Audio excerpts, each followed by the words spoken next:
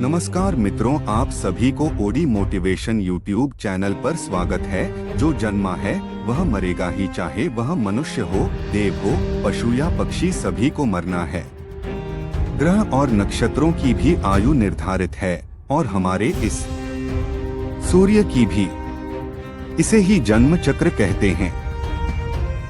जन्म मरण के इस चक्र में व्यक्ति अपने कर्मों और चित्त की दशा अनुसार नीचे की योनियों से ऊपर की योनियों में गति करता है और पुनः नीचे गिरने लगता है। यह क्रम तब तक चलता है जब तक कि मोक्ष नहीं मिल जाता है। कई बार स्थितियां बदल जाती हैं। आओ जानते हैं गरुड़ पुराण अनुसार कि मरने के बाद क्यों नहीं शव को अकेला छोड़ा जाता है। दाह संस्कार कुछ समय के लिए टाल देते हैं।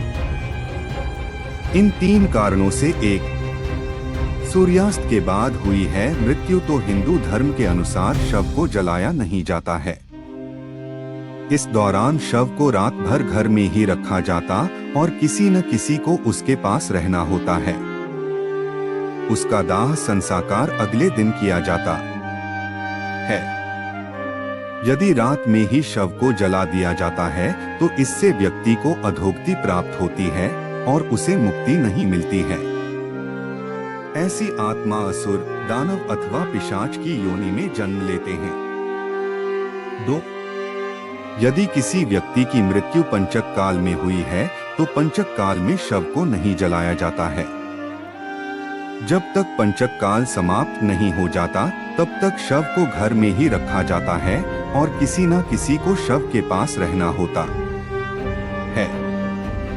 गरुड़ पुराण सहित कई धार्मिक ग्रंथों में उल्लेख है कि यदि पंचक में किसी की मृत्यु हो जाए तो उसके साथ उसी के कुल खानदान में 5 अन्य लोगों की मौत भी हो जाती है।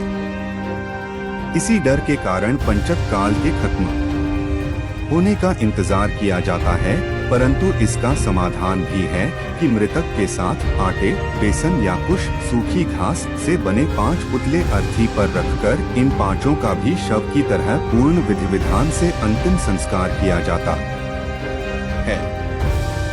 ऐसा करने से पंचक दोष समाप्त हो जाता है। 3.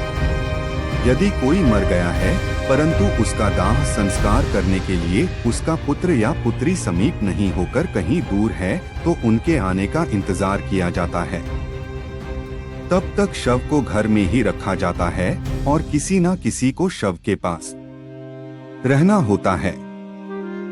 कहते हैं कि पुत्र या पुत्री के हाथों ही दाह संस्कार होने पर मृतक को शांति मिलती है, अन्यथा वह भटकता रहता है। शव के अकेला नहीं छोड़े जाने के 3 कारण। 1.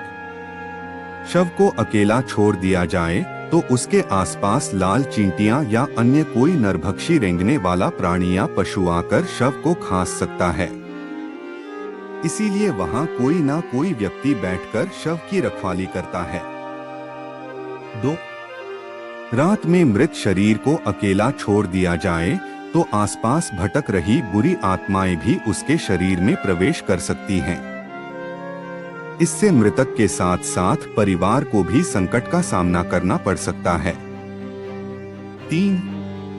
शव को इसलिए भी अकेला नहीं छोड़ा जाता क्योंकि मृतक की आत्मा वहीं पर रहती है।